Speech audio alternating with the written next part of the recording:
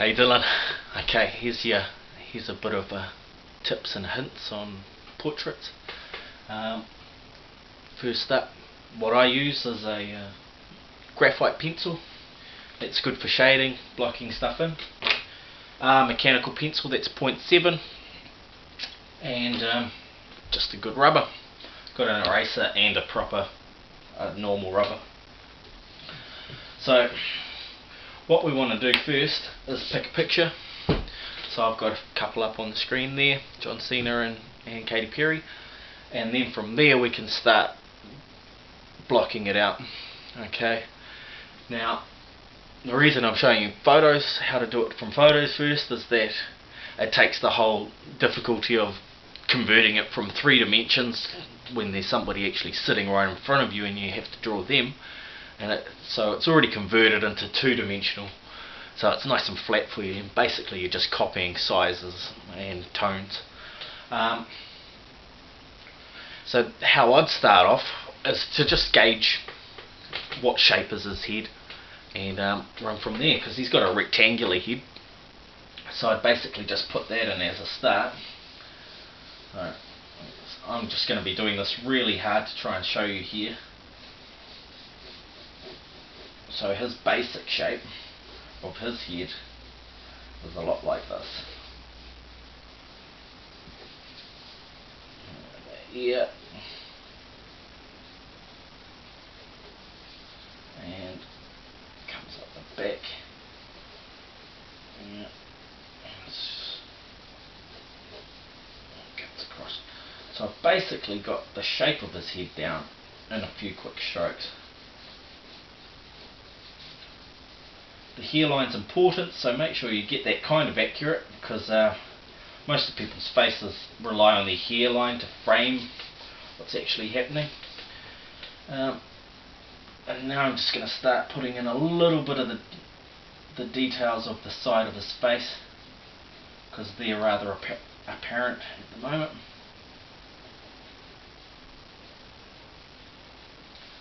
And under his jaw, his chin fades out, and it comes back strong again over here, and even stronger in that corner. Okay. Now just block out the rest of these lines. Got a bit of a line going on there for his neck. That starts into a curve for his collar, which almost mimics his jaw. Bring that up to there. Then the muscle, his neck, and the shoulder curve joins up with the shirt.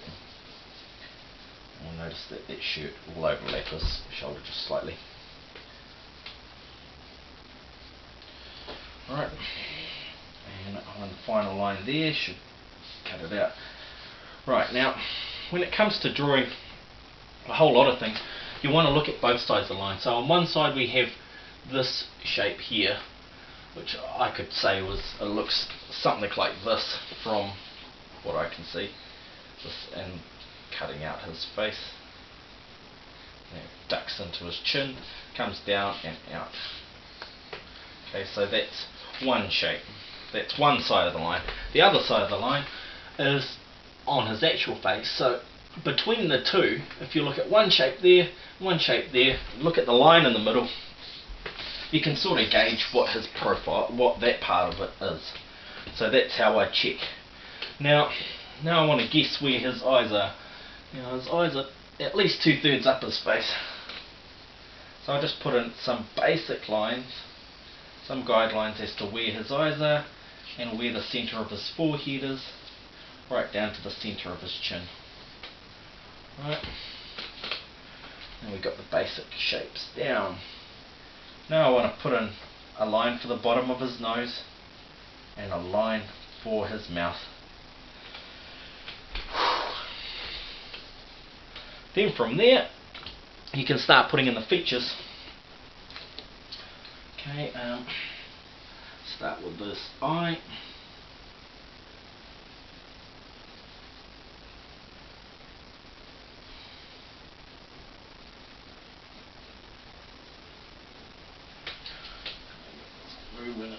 get this moving here.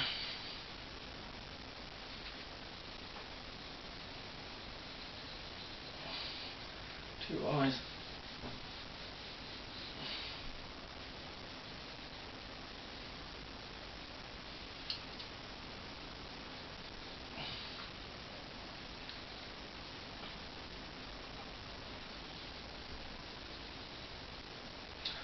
And then how the bridge of the nose meets up with the eyebrow and down to the tip of the nose, which folds around and under.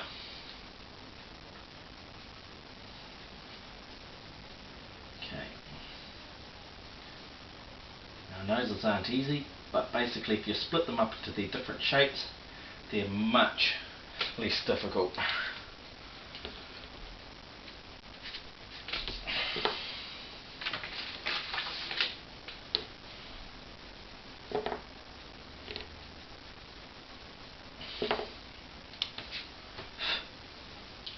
So I'm just looking at the tones, the different shading happening on his face, and trying to draw lines around the edge of it, so then I know where each shadow starts and shadow finishes.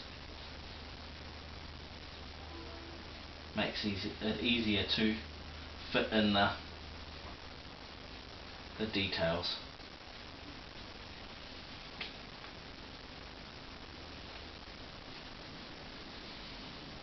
He's got a very long upper lip. Just get two of those shapes in there. Quick guidelines. And then fix these up. Fix these to it.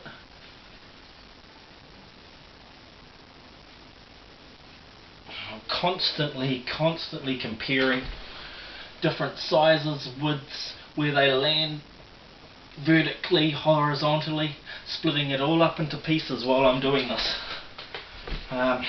Obviously I used to do this with a ruler when I was a kid, but now it's more, I can sort of see where it is, so I just go with it, and if it's wrong, rub it out, start again, or change it. There's a lot you can do to play with it to get it looking right. But I've found I've never gotten it right on the first try. It's usually the second or third that I've started getting it to look like the person. So don't worry too much about that.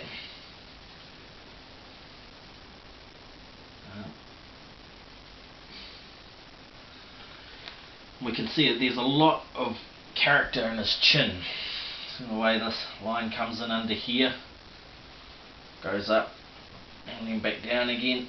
Most people have this, but on John Cena it's very, very noticeable, and he's got the dimple on his chin there. And I'm still just trying to get the basic shadows out. I've got another shadow come down here.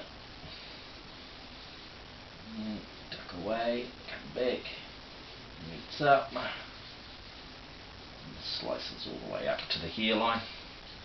We got the shadow continues into the eye, then it darkens around the eyebrow, comes back and to its darkest point here. Basically inside that shadow is another shadow. Now let's have a look at this side. It's basically one big shadow right around. It tapers to a point there. I'll just block those in with some very quick lines. And finally the forehead up here, across there, right there. So basically those are my shadow lines. Other ones I'll fit in later. And notice how it starts. At one point it's always darkest, and then it'll fade out in one direction or the other. So I'm looking there, that's a dark point, that's a dark point, and here's pretty dark. But up on the forehead not so much. So just very lightly start here. Trying to use the side of my pencil. And then fade it out. Just gently, softly. Trying to follow to the lines that I'd already guided with earlier. And here we go. Drop this down here. and it's already 3:15. So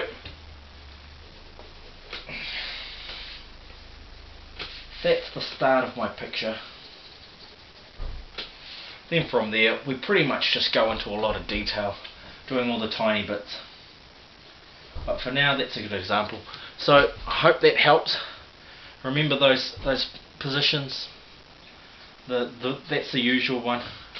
That one's good for shading. Shot, bro.